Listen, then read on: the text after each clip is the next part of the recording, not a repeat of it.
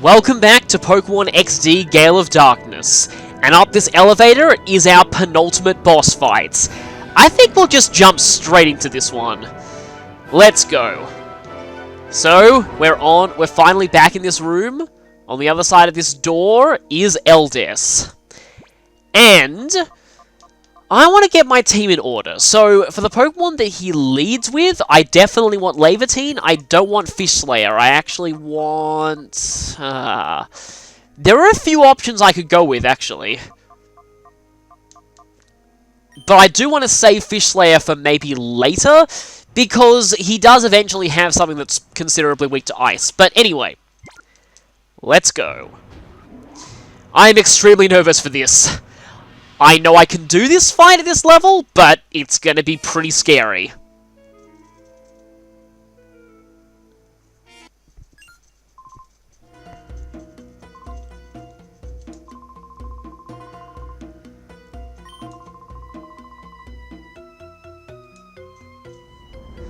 And the big boss is gone, leaving just his last bodyguard.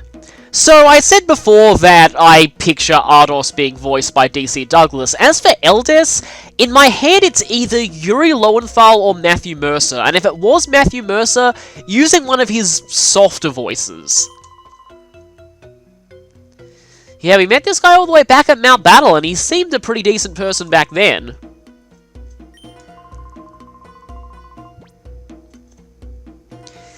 This is interesting. I actually want to say no here, because the line he says is pretty fitting with what I consider this guy to be. Nothing personal, but he's got his orders. So, honourable minion of the main antagonist, who doesn't really want to fight you, but only does out of loyalty. Eldes is pretty much the closest thing Pokemon has to Fire Emblem's Camus archetype characters. That's always what I've seen Eldes as. But he is leading with Manectric and Ninjask, both very fast Pokemon. Only one of them is Shadow, and it is... Manectric. That Manectric has Shadow Ed...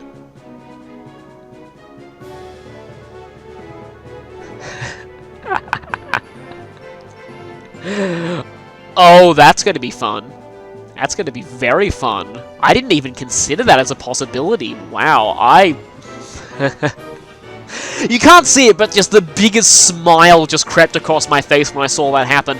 Anyway, back to my description. Manectric has Shadow N, so it will be halving its own HP occasionally, so weakening it is not that much of an issue. Actually, Reflect might not be a bad idea to kind of try and block the Shadow N. The problem is, that Ninjask is almost certainly going to Silver Wind Lyra right off the bat, and I don't know if that's going to be a one-shot. It might be, it might not. I might not even get to use that speed boost. I'm going to just go for Sing now, and go for Fire Blast. What? I forgot you could do that. Okay, then.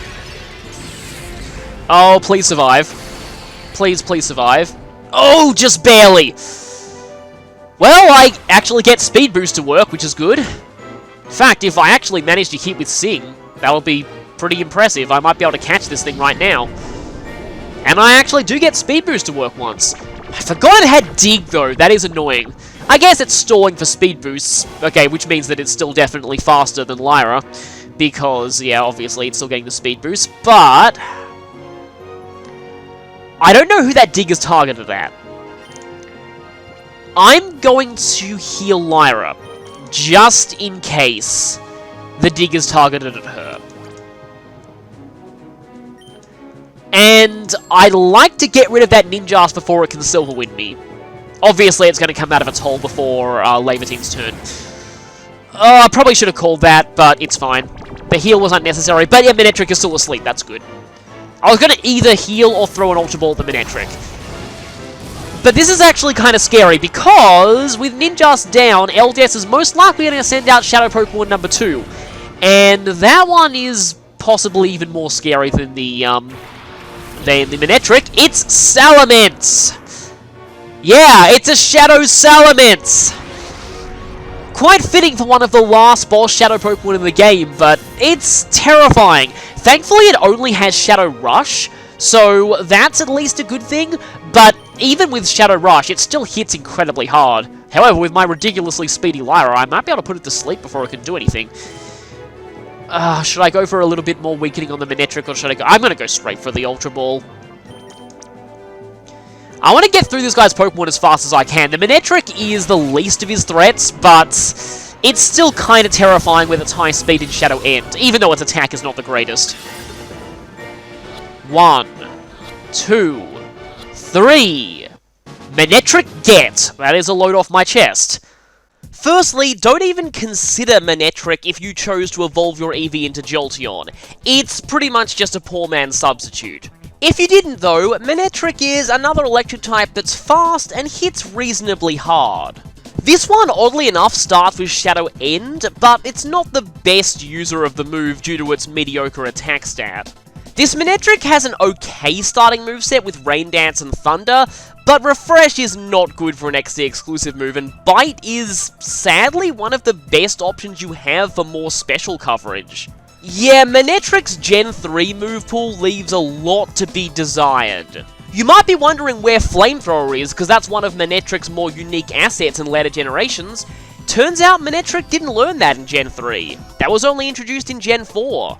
Because of this, there are a lot of people who feel that Manectric is somewhat outclassed by Ardos's Electabuzz, which you can get a bit earlier. There are really only two things Manectric has over Electabuzz: very slightly higher special attack, and access to the Lightning Rod ability, which can be useful in double battles to protect a partner who's weak to electric. Note, however, that Lightning Rod is not as good in Gen 3 as it is in later generations. It doesn't make you outright immune to the move, and it doesn't raise your special attack, so Manectric will still take damage from the attacks that it draws. Still helps protect water types though. Apart from those two advantages, Electabuzz has a far better move pool and better defensive stats in the right places. So it might be the better option for a late game electric type unless you really want Lightning Rod. Next up is Flygon. This one is not a Shadow Pokemon. One of his very few non-Shadow Pokemon that he has. Wow, I'm getting really lucky with these Sing hits. You know what the irony is? When I did my practice attempt of this fight, Lyra didn't get to do anything because she came in after a Pokemon fainted right into Shadow End and instantly went down.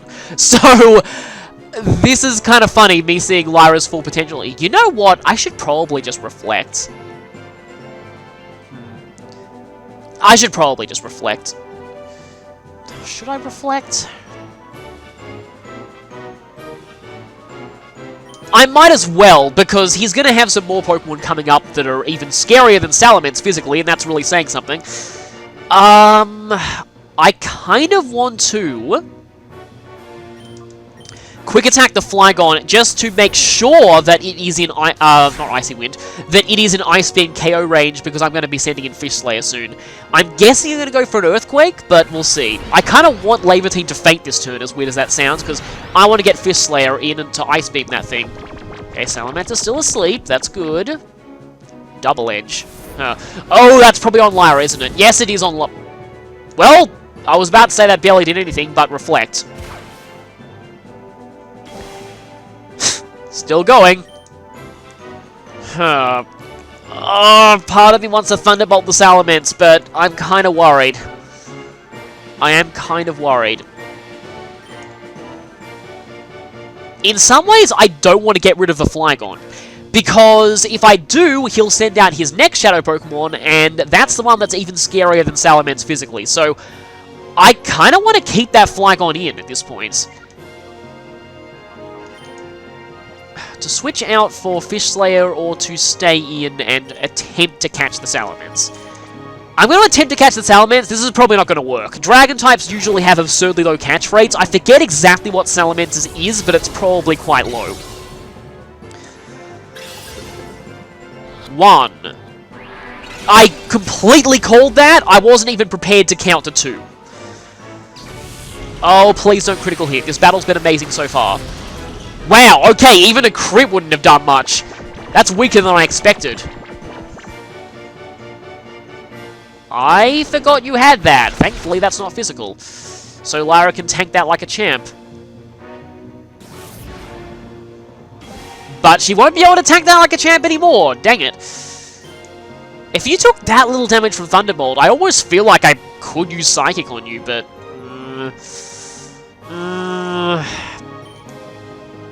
might as well go for a Thunderbolt again. And go for a heal. I feel like I'm heal spamming a little bit, but I just want to keep my super speed boosted Lyra going as much as possible. I've never actually had this happen before, and it's pretty amazing. Okay, I had a feeling you'd wake up sooner or later. Who's gonna go for? I was kind of hoping that would be the case. Because now I can easily Ice Beam that Flygon. Or I could go for... No, I'm gonna go for... I'm gonna go for Fish Slayer. When I was practicing this fight, I actually ended up burning the Salamence, which seems risky, but it does lower its attack quite well. Well, that's going to put you into KO range of Ice Beam even more. Although that Salamence is still going to be going before Fish Slayer, most likely, so... Let's see. No, I'll just go for Sing on the Salamence again. Even though I doubt I'm going to hit with it 3 times in a row. I hit with it 3 times in a row! Wow, Lyra, you are just being MVP of this fight, aren't you? Having an unexpectedly fast sleep user just really pays off here. Okay, still going for that double edge. Still hitting Fish Slayer with it, but thankfully, this should be you gone. Unfortunately, that means his next Shadow Pokemon is going to be coming out, and it's one that I don't like very much at all. Like, I feel like this one has a chance of one-shotting Lyra even through Reflect. I really, really feel like it could easily do that. But at least you've leveled up. Marowak! This thing has a Thick Club and has Shadow End. So, doubled attack stat, Shadow End. This Marowak is kind of, well... Oh, that's why I'm doing so little damage. That Salamence is level 50, of course. Kind of forgot how high level you were. But, yeah, this Marowak is pretty dangerous, and,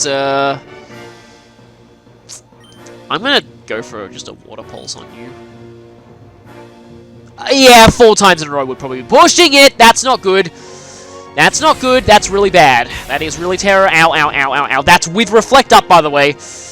Please don't go for Shadow End on Lyra. That would be really, really annoying, because then I lose my amazing speed-boosted Pokemon. Also, I would appreciate if you didn't get confused. That would be... Okay. Uh-oh. If this is Lyra, that's not good. No, it wasn't Lyra. But yeah, good news is that it halves its HP every time it attacks, so... And I'm pretty sure that's the only Shadow move that it does have, so... Who comes in next, actually? I like to save Ricky for later, but let's see how this goes.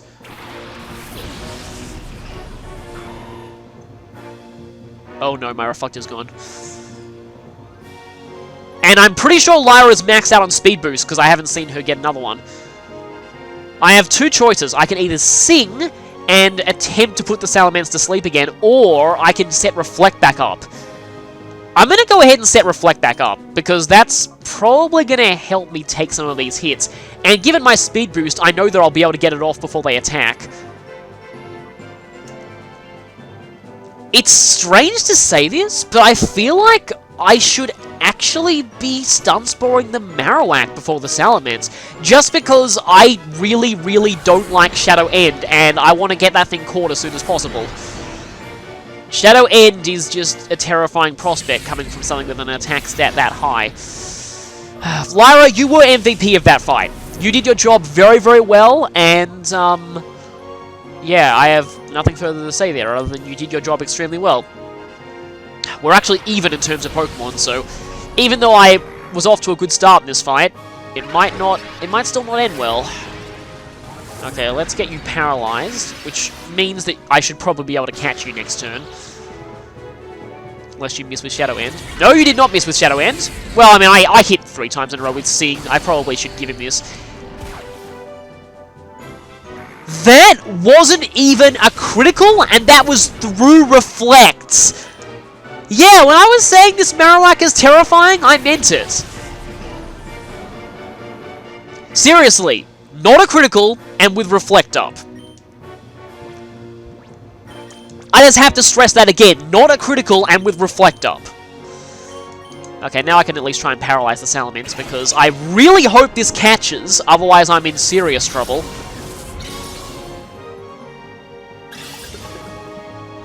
One, two, three. Marowak gets. He's only down to 2. Marowak's stats may not look very impressive at first glance, but it has a trick up its sleeve. The Thick Club item. While Marowak holds this, its attack stat is doubled. Like Medicham's Pure Power, this isn't doubling the base stat, it's doubling the actual stat value. So don't think of it as Marowak having a base 160 attack stats. I did some calculations, and don't 100% quote me on this because my math skills aren't great, but plugging numbers into the base stat formula reveals that Marowak has roughly the equivalent of a base 210 attack stats, which is higher than Deoxys attack form. That is, however, assuming that it has maxed effort points and is at level 100. In layman's terms, Marowak hits absurdly hard, even harder than Medicham, and that's really saying something. To quickly go over abilities, Rockhead removes the recoil of Double Edge, turning it into a pretty good option, and Lightning Rod is useful in a game where all battles are doubles if you have a water type that you want to protect. Electric moves will be drawn into Marowak, which will do nothing. Also note, Lightning Rod does not draw your allies' moves in Gen 3, only your opponents'. Along with its ridiculous attacking power, this Marowak has access to some very strong moves too. Shadow End on this thing. Its accuracy is pretty terrible, but if a non-Shadow Pokemon is hit by it, they're almost certain to go down. And if you really want overkill, this Marowak also eventually regains Swords Dance. Unlike in Gen 2, you don't need to worry about overflowing Marowak's attack stat by using this, so if you want absurd overkill, go ahead. Rock Slide is also pretty good for coverage, but on Purification, Marowak will replace Shadow End with Earthquake, always a great move. However, it's a bit of a toss-up for your stab move whether you want to go with this or Bone Meringue via Move Relearner. Bone Meringue is single target, which has its advantages, and it also hits twice, meaning that it can break a substitute on the first hit and hit the Pokemon behind it on the second, though that's not likely to come into play during the main story. Marowak also has access to False Swipe via the Move Relearner, and with its sheer power, it's going to be doing a lot of damage to things without any risk of KOing them, so it makes a nice catching option. Bone Rush is a bit of a risk. It hits 2 to 5 times, and it can potentially be stronger than Earthquake or Bone Meringue, but it can also potentially be weaker. Double Edge is only a consideration if you have the Rock Head ability, though bear in mind it's also available from the Move Tutor. Marowak doesn't have many TM moves, but it doesn't really need them. Aerial Ace is a nice option to hit fighting or grass types though. For tutor moves, Body Slam can help put things speed more on Marowak's level, as can, weirdly enough, Icy Winds. And again, you have Double Edge. Overall, think of Marowak as Mighty Glacier taken to absolute extremes. It's very slow, but when it does hit things, it hits like a truck carrying another truck full of Snorlaxes. And here is his final Shadow Pokemon. Yes, he has 4. Lapras. This one, I'm glad that he saves it for last, because it's vulnerable to Netballs, so it's the easiest catch out of all of his Pokemon. That's still not saying much, though. I've seen this thing instantly break out of Netballs. And not even from full health, from half health. So, still not exactly the easiest Pokemon to catch in the world. And I'm usually done with that Salamence by now, so I'm kind of surprised it's still on the field. I'm going to use your turn to attempt to catch the Salamence, and Ricky, meanwhile... Okay, just thought of something. So, if I don't catch the Salamence, and it Shadow Rushes somebody, that Lapras has Shadow Storm. I'm wondering if Shadow Rush on Ricky plus Shadow Storm will wipe me. Because that might wipe me. And obviously that's not good. I might use Ricky's turn to revive someone. Just in case. Who should I go for the revive, though? Probably Skahar, but... yeah. Well, I mean, the one thing that's really good at devastating even tanky Pokemon is gone, so Skahar should be hopefully not that bad of an option here. 1, 2, 3. Salamence get! That makes things easier. We finally have a real one. What else can I say other than Salamence is amazing?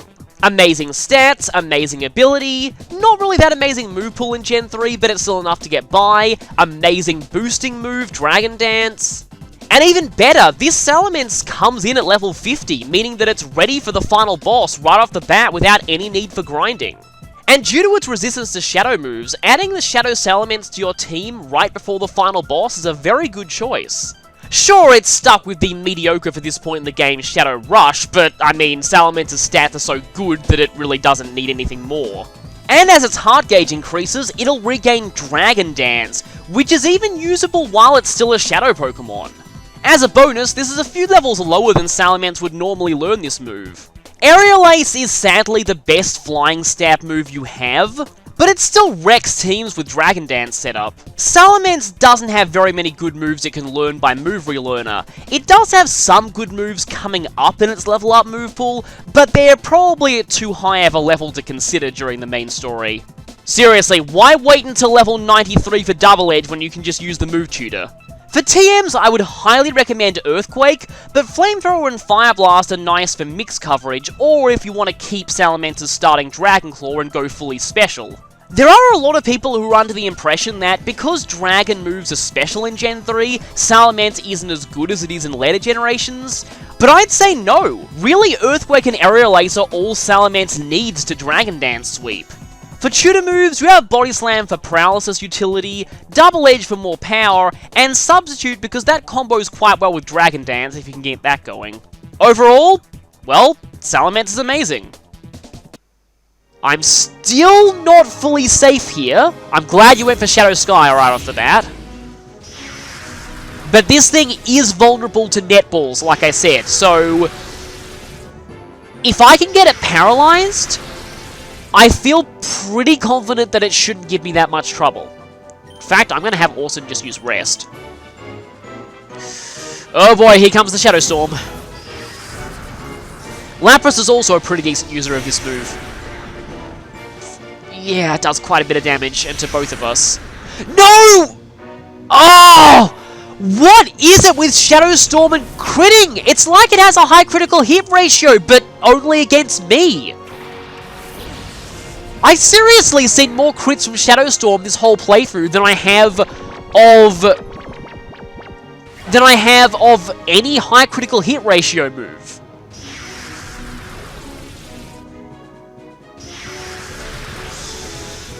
Well, at least that's not going to finish you off.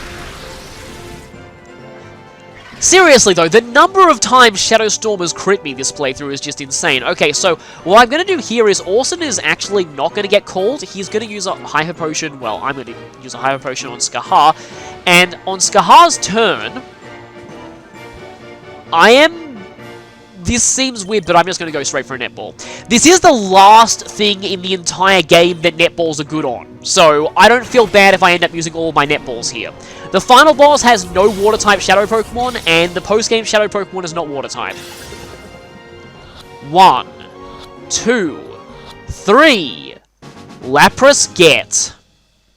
Lapras is similar to Walrein, and to some extent Poliwrath. It's a water and ice type with fairly balanced stats all round, except for slightly below average speed. But where Lapras stands out is its enormous base HP, making it extremely bulky, and its very interesting move pool. Both of its abilities are also decent for a bulky Pokemon. It can either be immune to criticals or immune to water moves and have some extra healing. Its starting moveset is decent. Hydro Pump is a good water move, Rain Dance boosts other water moves. I'd probably recommend Ice Beam rather than Blizzard, but Heal Bell as an XD exclusive move is great on Lapras. Lapras is actually one of the best users of this out of all of XD. It's even somewhat viable in competitive play. Lapras has a lot of interesting moves in its level up move pool, but you'll need to pay the move relearner for most of them.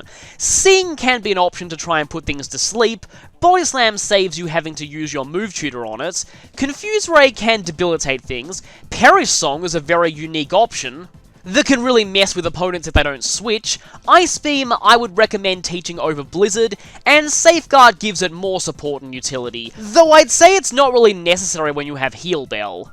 Like Starmie, Lapras is a water type that learns Thunderbolt, and you can combine this with Ice Beam to form the Great Bolt Beam combo for almost perfect coverage. For another special option, Lapras also learns Psychic, and you pretty much have your bog standard tutor options. Though I'll say Body Slam is very nice on Lapras, as bulky as it is.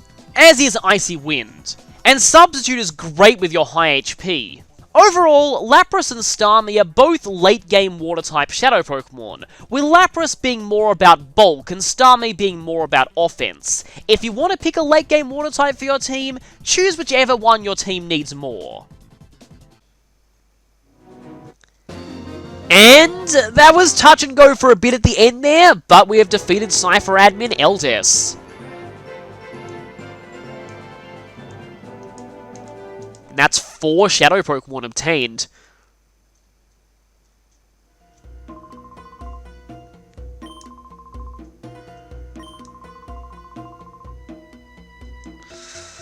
He's not really kidding, but I feel like I might have a shot, though I will need to grind quite a bit. And he's even nice enough to take down the barrier to the healing machine. So, firstly, let's go and pick this up, because this is a pretty nice item. 1 max revive. And I like what's going on this screen here. You can see a battle taking place here. I guess this is where Cipher does research and gets data on Pokemon battles they can use to make improved Shadow Pokemon. That's Nightshade, by the way, I'm pretty sure. That's not a Shadow move. And this Camerupt is using Fire Blast. And it just continues repeating like this, but it's still pretty cool. I like that. So I'm going to go to the healing machine here. And something that not a lot of people think to do, there's actually a scientist sitting in one of the chairs and you can battle them. Also, their dialogue is hilarious. I feel like they're more of an Easter egg fight than anything because I don't think a lot of players are expected to notice them. But yeah, there's one right there sitting in that chair. And let's see, I think Lyra's good for this one too because this guy, if I remember right, uses mostly water types to start off with. This is a good opportunity to get a little bit of experience in before the end battles, and, also this. I love that this guy pretty much realizes that he's like, oh, you beat Eldes, yeah, I don't have a chance, but I'm gonna try anyway. So yeah, mostly water types, Corsola and Tentacruel. Weirdly enough, from my experience, this Corsola is the bigger threat. Because it has Rock Blast, and the Tentacruel doesn't really have much in the way of decent moves. I trace Clear Body. That might actually come into play later in this fight, as you might see. Here's one of those rare cases where Brick Break is the superior option to return, because this thing resists return. I don't expect this to K... Well, it came closer to KOing than I thought it would. But yeah, Tentacruel has good special defense.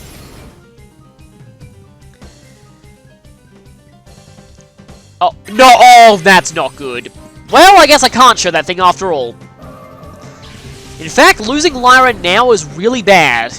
Because I know what this guy has later in his lineup, and it's something that I want an electric move for. You can probably tell what that is. Ah, okay, that's your gimmick. You use Mirror Coat Pokemon. I think I'll just... Yeah, because I know that Orson is faster than the Corsola, so I'll just snipe the Tentacruel, because it is the fastest thing on the field other than Fish Slayer. Tentacruel is a funny Pokemon. It can attack decently, it's pretty fast, and it's got good special defense. I mean, it's not the best attacker in the world, but it's not awful. Oh, right, yeah, that is your gimmick, because this Quadilly has Mirror Coat as well. I definitely know that. Can't really help you when I'm using physical moves, though. Some people say Cradily, I say Quadilly. Again, I'm one for pronounce Pokemon names however you want. Unless you're calling Quagsire Quagglesphere. And you probably have Mirror Coat too, because Melodic does definitely learn that. Again, that's another case of a Pokemon name pronunciation. Most people say Milotic, but I like to say Melodic, but I don't know. That's just me, I guess. I mean, it still kind of bugs me that, the Pokedex 3D Pro says Ferroseed and Ferrothorn as Ferroseed and Ferrothorn, even though it comes from Ferrous, meaning iron, so it should be pronounced that way, but there I am completely being a hypocrite. I might pronounce it however you want, but I still don't agree with some of the Pokédex 3D Pro pronunciations. Like I say, Virizion, not Virizion. And I also personally don't go by anime pronunciations because they're inconsistent sometimes. Like, they call Bonsai Bonsly for the longest time, until I realized, oh wait, it's probably a pun on bonsai. That's... Actually, wait, no, 4Kids stopped dubbing during the 3rd gen era, so they would have been, they wouldn't have been 4Kids then, so I was thinking, like, you know, you'd expect 4Kids to understand puns, but... And yes, this guy does have a Gyarados, and that's why I have a little clip from when I was doing a practice run of this that I want to show, because I found it pretty interesting. It's not often that you see Trace being this useful, well, unless it traces speed boost. I still can't believe I did that. I actually went into the fight not expecting that I'd do that.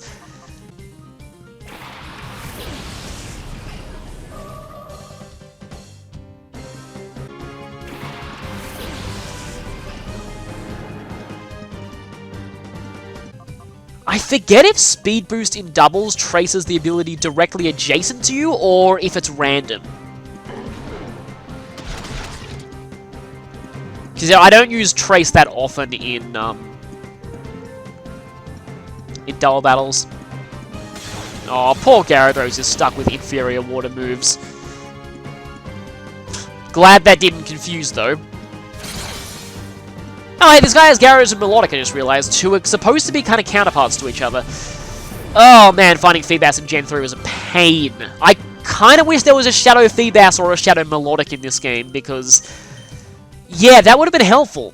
Because something that I actually forgot to talk about earlier, is something that I like about the XD Shadow Pokemon is, especially in City Dark Isle, a lot of the Shadow Pokemon are Safari Zone Pokemon that are very difficult to obtain normally, like Chansey and Cipher, and one that we haven't seen yet. And, what else?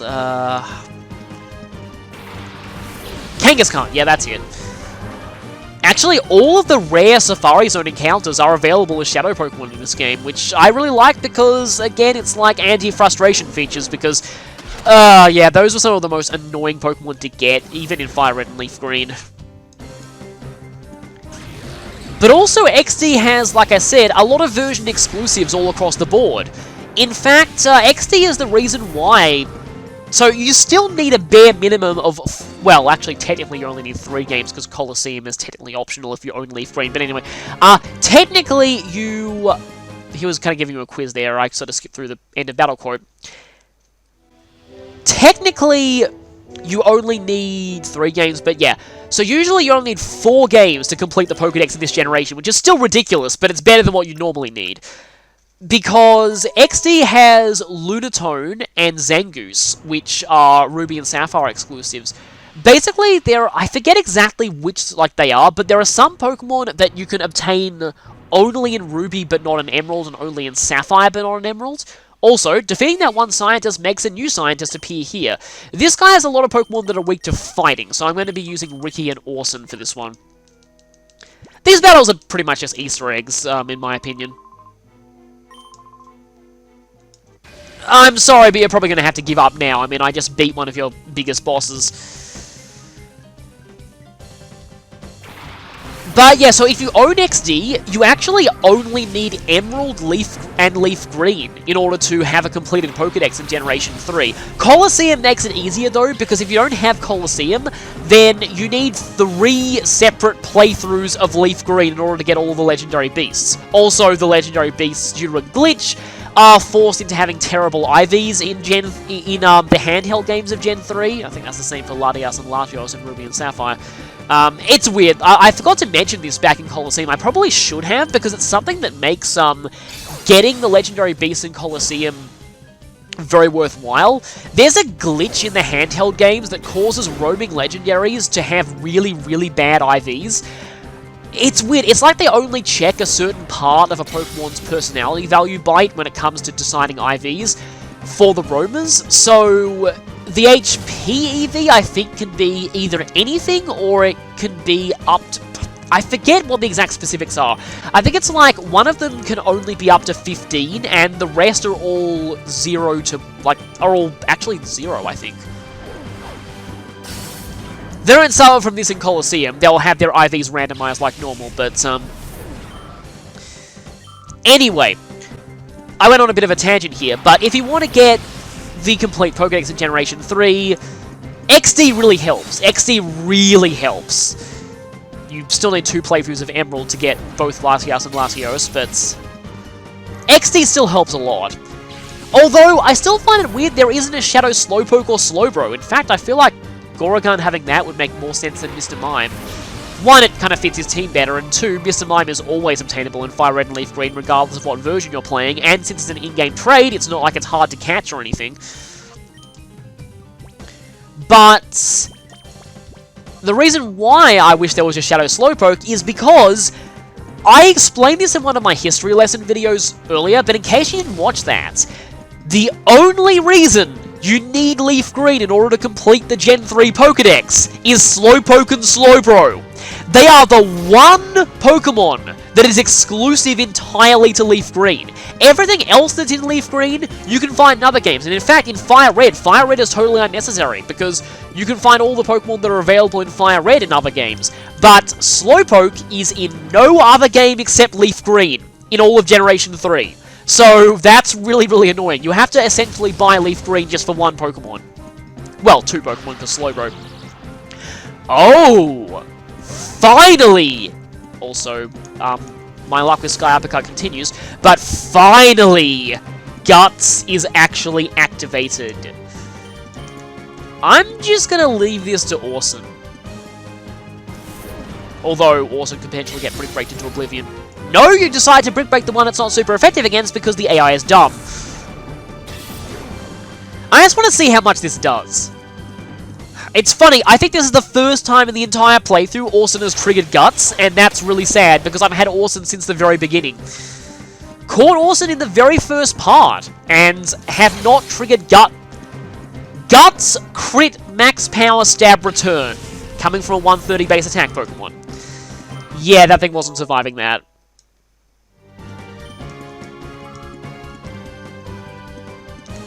And Slacking! This thing is actually pretty scary. I want to get rid of it as soon as I can, so I'm just going to go straight for... I'm going to go for Mach Punch just in case I just want to just see how much Return does with the Guts boost. Yes, that barely does anything. Slacking is still pretty bulky. That Slacking cool. It's going to Hyper Beam me, or as I like to call it from Slacking, Hyper Yawn! Oh, didn't really get to hit it with a Guts boosted thing. That's kind of sad. Yeah, the hilarious thing about Slacking in Gen 3 is that... Well, not Gen 3, but just in these animations is that it yawns its attacks at the opponents. This thing also has... No! Oh no! Oh no, no, no, no! That's bad. That's really bad. How fitting that in the same episode, Lyra traces the best thing in the game to trace, and the worst thing in the game to trace. They're also kind of polar opposites. Wait, what? Huh. So my loafing is... So I haven't actually seen somebody trace Truant before, so I'm not sure how that works, but I would have sworn that you'd get at least 1 turn to do something, and then your next turn would be loafing around, but no, it seems like if you trace Truant, then your loafing around turns are synced with whoever you trace Truant from. That's really strange. That's... Yes, you learn new things every day when you're playing Pokemon. That's really bizarre, and yet... Forgot that you had that. That actually is coming out of your nose. And once again, the AI hits the Pokemon that it's not super effective against because they're dumb. Finally, that Slacking is down. But that is really bizarre. I would have... Because Intimidate, if you trace Intimidate, Intimidate doesn't immediately go off.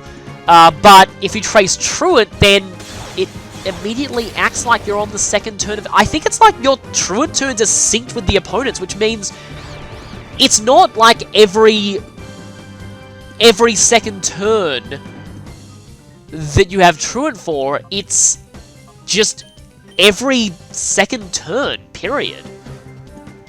I'm confused, and not because my Pokemon is literally confused, I'm just confused in general about how tracing truant works. I'm sure that some people have researched exactly how that works across the generations, but, I mean, it's not like you'll ever be in a...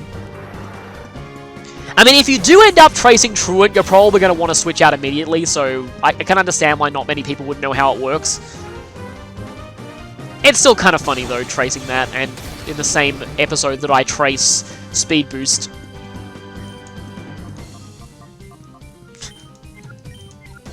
I mean, I could call this part Lyra's best and worst day ever, but I'd rather call it something relating to Eldes, because we actually fought him in this part.